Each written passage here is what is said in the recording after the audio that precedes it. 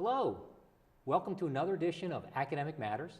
I'm Joe Marbach, the Provost at LaSalle University.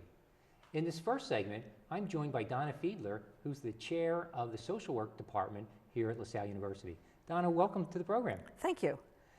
For folks at home who don't know about you or don't know about our program, tell me a little bit about your interest in social work, how you got into the field, and then how you ended up here at LaSalle.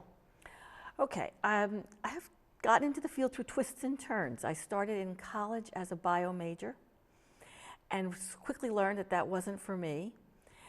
And with the help of some people, I ended up in sociology. Social work wasn't an option then, so I'm dating myself. And learned that I really enjoyed working with people, and then began putting together messages that my mom had given us all these years growing up, how important it was to work with people and how important in my family missions was, which when I realized putting the two pieces together really worked well for social work. Okay. So I ended up switching majors into sociology and then went on to grad school in social work and realized, oh, I really want to get a PhD and I really want to teach and do practice. So I've had the two competing pieces all along, practice and teaching. Okay, which is very much LaSallian in our traditions. Is that what attracted you to LaSalle? That's one of the things, and it's local, has a really good reputation, and when the openings came about 15 years ago, it was, oh, I should explore this and see if I can go into full-time teaching, because at that point I was teaching part-time and working full-time in an agency. Oh, okay, so you were actually taking, then you could bring some of the experience you had in the field into the classroom. Tell us a little bit about the program, because I think, as you kind of indicated in your own case, not many high school students are thinking, boy, I want to get into social work. It seems that it's a major that students come to after their first or second year. Is that a typical pattern? That's typical. We get maybe 5 people that come in, 4 to 5, 3 even, as freshmen that are interested in social work. But then in their sophomore year, at the end of their freshman year, we start to get people coming over from nursing, from education typically, psychology even. Oh, we're interested in social work. We're interested in working with people. That's usually, we're interested in working with people, but we don't want to do it in the way that we've been doing it. We learned about social work and we want to try it. Sometimes someone will take intro to social work and then they realize, oh, social work is really for me.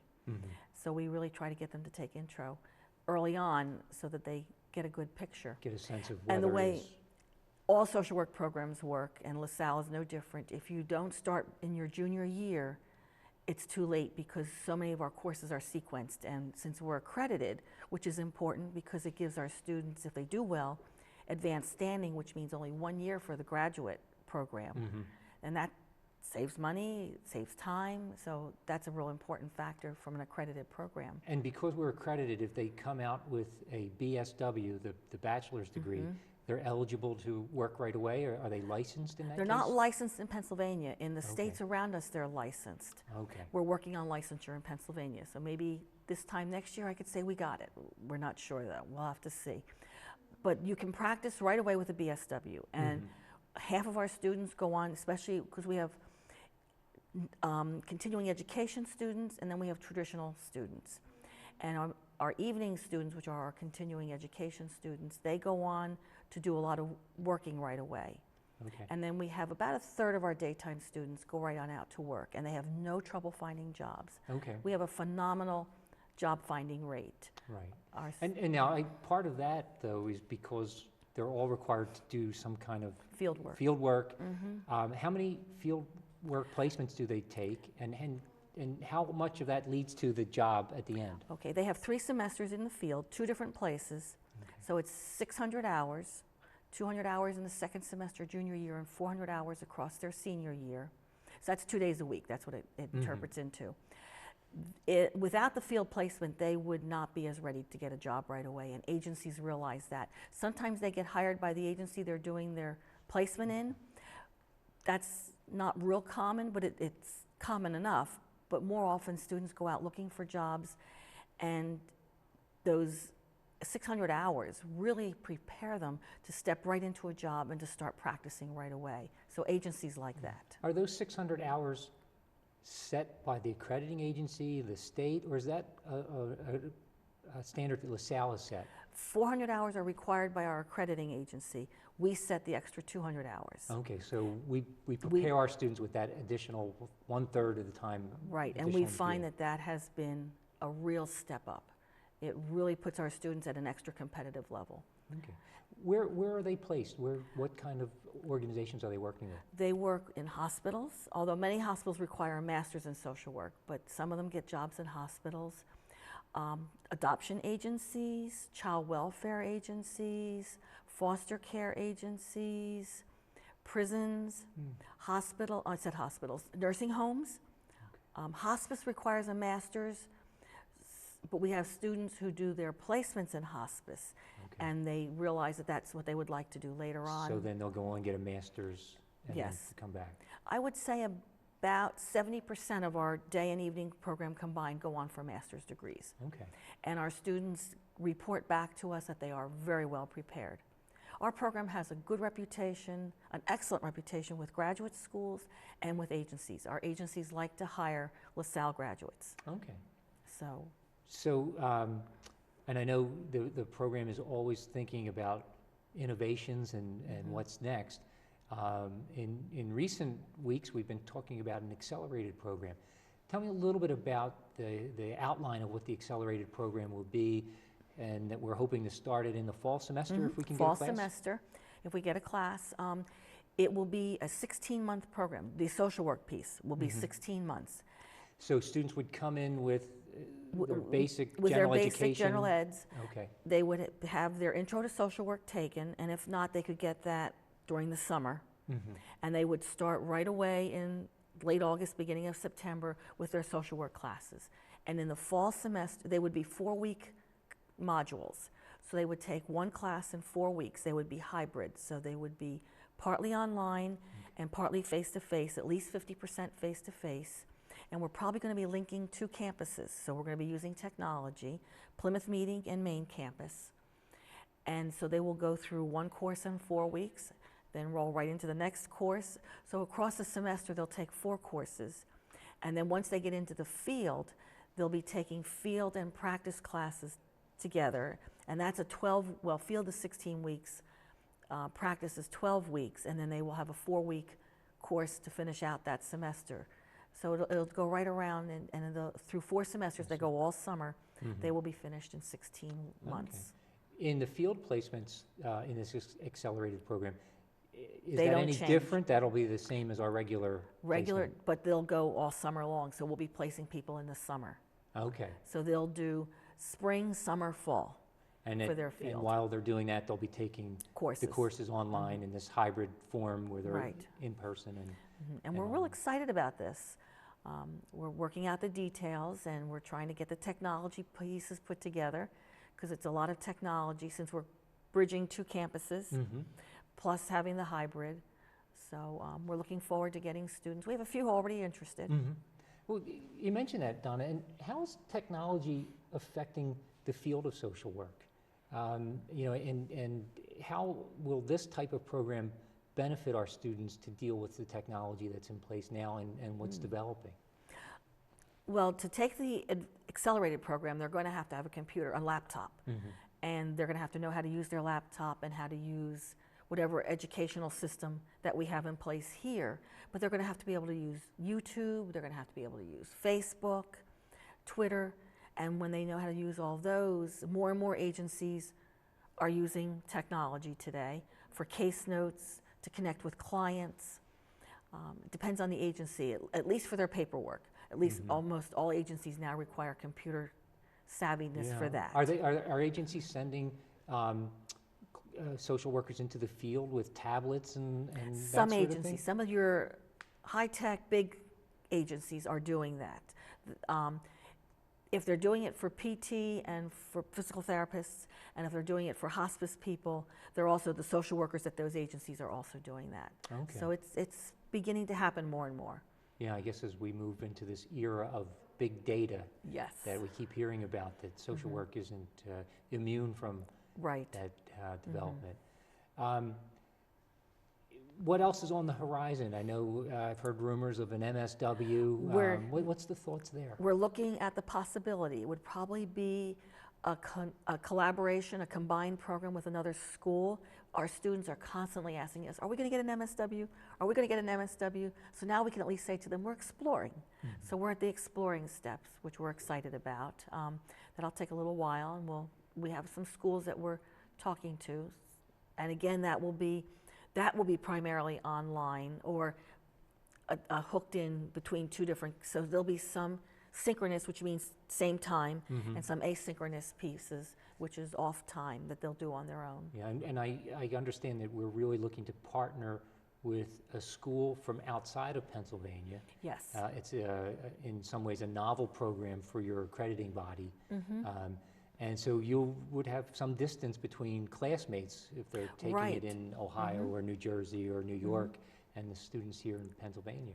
But that's where the beauty of computers come in, where you can see each other via different programs.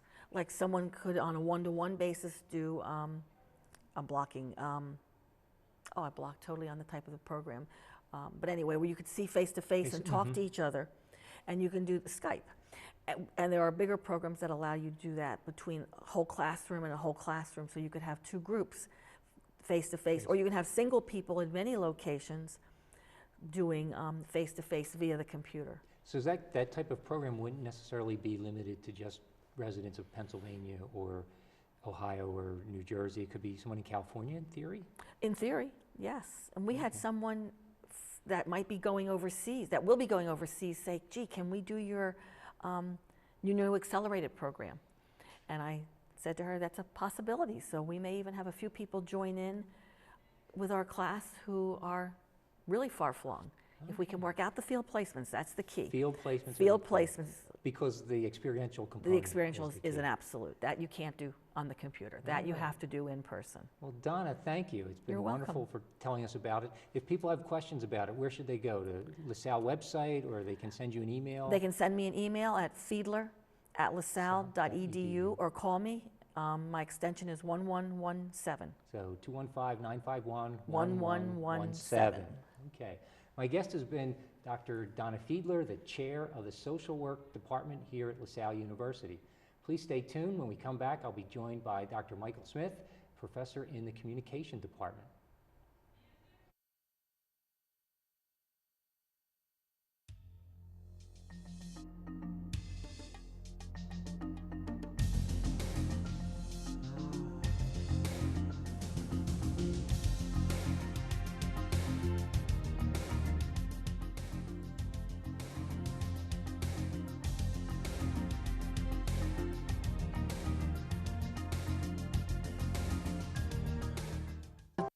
Breast cancer changes your life forever. She told me I needed a mastectomy. I was scared. Absolutely in shock. But you need to know that you're not alone. There are teams of medical professionals, support groups, and therapists, and those who can help you plan for life after cancer. Before you undergo surgery for breast cancer, get the facts. Make sure you know your breast reconstruction options. For more information, visit broaddayusa.org. The environment is my passion. Every day, I live for the outdoors and all of its challenges. That's why I enlisted in the Coast Guard. Now, I serve to protect the environment and defend my country.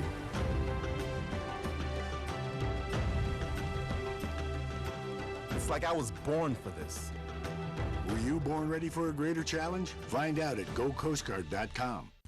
Hi, I'm Lieutenant Colonel Nicole Malachowski, a U.S. Air Force Fighter Squadron Commander and the first woman pilot with the United States Air Force Aerial Demonstration Team. My fellow airmen and I know that each of us plays a huge part in our victories, whether in the air or on the ground. We couldn't accomplish our mission without using everyone's skills to reach our goals. Embracing our differences and working together is also what has made America strong. Thank you for your support, and remember, our strength lies in our diversity. This message brought to you by the United States Air Force. We have a job to do out here today. To be a winning team, you have to work like a winning team. My team depends on me. And my team is 50,000 strong. Looks like a lot of work's going into this. This is what it feels like to be part of a team. A winning team. The Action Team. Are you ready? Action Team!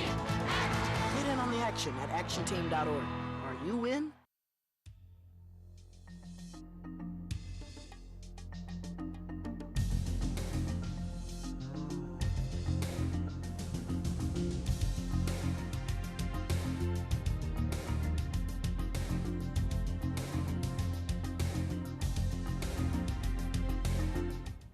Welcome back to Academic Matters. Hi, I'm Joe Marbach, the Provost here at LaSalle University.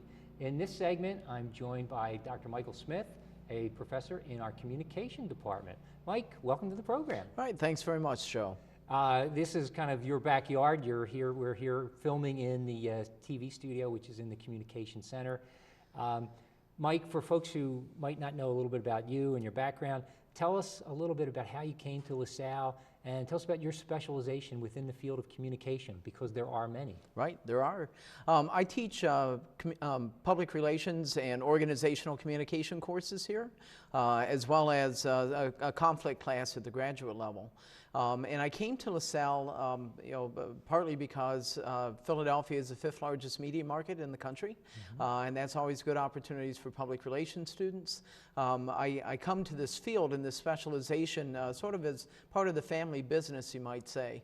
My dad was a PR guy for over 50 years. He worked for one organization for a while, and then after he retired, he kept he was a consultant, for about 15 years after that. And my mother's side of the family was a bunch of teachers. So you teaching blended public the relations. two, right? Okay. So, and when I was looking for positions, LaSalle had a good reputation as a communication department. They were expanding at the time. This is my 20th year here. And at the time they were expanding, this building didn't exist, and there were lots of good opportunities on the horizon. So that's why I came here. Okay. Just for folks at home, if you can just, communication, and we talk about it, and it's so many things. What else? You've talked about public relations. We do interpersonal relations here at LaSalle. Journalism, or I guess social media now is what it's evolving into. Right. Am I missing? Well, and of course, mass communication, television and radio and all of that. We're here. That's right. Here we are in the World Broadcasting headquarters of LaSalle TV. Yeah. So in 20 years teaching, what's changed in terms of public relations? I guess really, how has social media impacted what you do in public relations? Well, I sometimes you come off sounding like, I guess an old guy who's been teaching this for a while. There are some things that haven't really changed, right? The essentials of public relations are trust between an organization and the publics it's reaching out to, consistent communication, commitment to the publics that they're trying to communicate with, honesty, those sorts of things. But technology has changed everything. 20 years ago, you would send things out to publics. Now the publics can talk back to you, and they talk back to you a lot, and sometimes they're really angry with you when they talk back to you. And so public relations people, we talked about the different disciplines in communication. A PR person really has to be a master or a mistress of all of those. They have to know a little interpersonal communication. They need to know how to use the social media technology, because publics are going to be talking back to you in ways that they never have been able to before. Yeah, and how difficult, or what's the challenge keeping up with the technology? Because it seems like it changes every day, and we moved from Facebook to Twitter to Instagram, and I have no idea. Pinterest and yeah. I have a 9-year-old at home, and I can't keep up with how she's keeping in touch with her friends. Right. Well, that really is a challenge. And again, state-of-the-art technology when I graduated from college was the fax machine, right? And and now it is it advances almost every week. Fortunately, there are some good outlets that sort of keep you abreast of these things. But you really a PR person has to really have their finger on the pulse of what's going on with social media. Yeah. Now, Mike, you have a reputation as being one of the LaSallians on campus. I know you've studied and worked within the tradition of the Christian Brothers, but you also put it into practice in the classroom, and you're a big advocate of service learning and getting your students out into the field. Tell the folks at home a little bit about the service learning opportunities and how you've used that pedagogy with your students? Sure, absolutely. Well, first of all, I'll say that one of the hallmarks of a Lasallian institution is that it's rooted in its community, right? St. John Baptist de La Salle created schools that sort of met community needs. And I'd like to think that some of the things that we do in our service learning courses kind of across the university continue that tradition. For our public relations students, there's actually 3 classes that I've worked with that use service learning. Service learning, for those who don't know, is a combination of community service, where students sort of provide public relations services to organizations around the community. In return for that, the learning comes in and that they learn how to do what they're studying a little bit better. So there's the longest serving course that we've had is a public relations management class, a senior level capstone course in the public relations track. Those students create, execute, and evaluate public relations projects for between 5 and 6 nonprofit organizations every semester. And so an organization contacts you, or do you put an RFP out asking for volunteers? A little bit of both. We've been in business long enough that some organizations come looking for us now. They hear from other nonprofits that we've helped out, and they said, hey, we'd like to get some of that as well. And so a group may want to have a public relations campaign, smoking cessation or something like that. They come in and they say, how do we reach teenagers? Right. And then your students do a little bit of research. They come up with paper? Usually, well, it depends on the class. I mentioned there's 3 classes that we do this in. There's another class, public relations campaigns, where organizations come to us with sort of big long-term problems. A couple of semesters ago, we actually worked with the social work department because they were expanding and changing some of their programs. So some of the things that Donna had discussed in your first segment, we helped create a plan to sort of roll some of those things out. And the students spent the whole semester learning about social work, learning about ways of reaching, trying to explain social work to high school students, for instance, as she was saying. And so we developed some strategies and some tools that they might be able to use to do that. We've worked with the brothers in the District of Eastern North America, the Christian Brothers. They have a challenge in recruiting new brothers because it's not something that every high school senior will say, hey, I want to do this. And so we created some campaigns to help them reach out to high school and college students. Again, sort of a longer term thing. For the PR management class, it's usually short-term projects. We want to hold a fundraiser or do a special event or those kinds of things. Something we can get done in a semester. Okay. Yeah. Any memorable ones? Well, we had a pep rally for a standardized test in an elementary school here in Philadelphia a few years ago now. The students hadn't performed very well the previous year, and the school did some things to kind of make that better. But they needed something to sort of send the kids over the top and get them excited about taking a test. And so we staged a pep rally. We had somebody from the 76ers come in and talk about the importance of doing well in school. And we got the LaSalle step dancers in, and we got 3 of the 5 TV stations to come out and cover it. Wow. So that's one of a few good, memorable ones that we've done. Okay. Mike, you've talked about teaching in the graduate program also.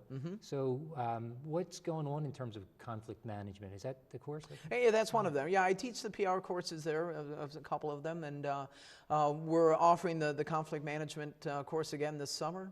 There's actually a lot of overlap between public relations and conflict management because often publics aren't happy with what organizations are doing, and so that's sort of how I got into studying it.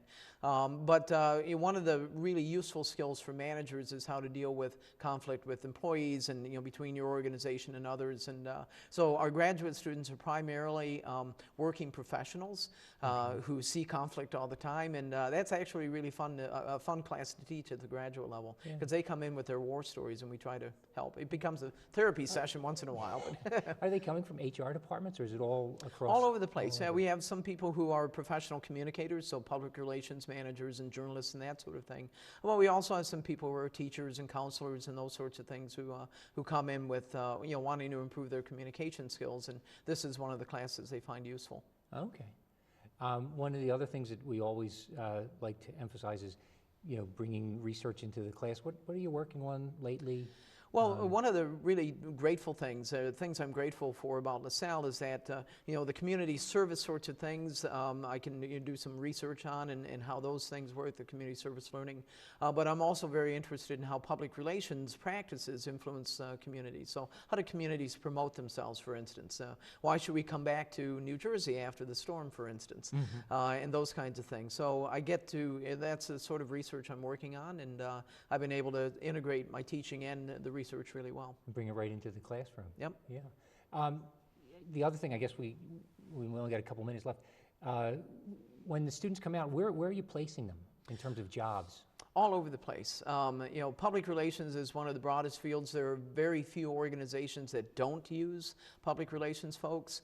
We have people who are doing, you know, community relations work for Campbell's Soup Company, for instance. We have people working for major corporations all up and down the East Coast. A lot of the nonprofits around Philadelphia use our students. And then we have a number who are working with PR agencies, one of whom is over in Rome with the mayor and the Archbishop talking to the Pope about coming to Philadelphia. They're talking about community Talking promotion. about community, yeah, and all about family too. What a great opportunity it is for us.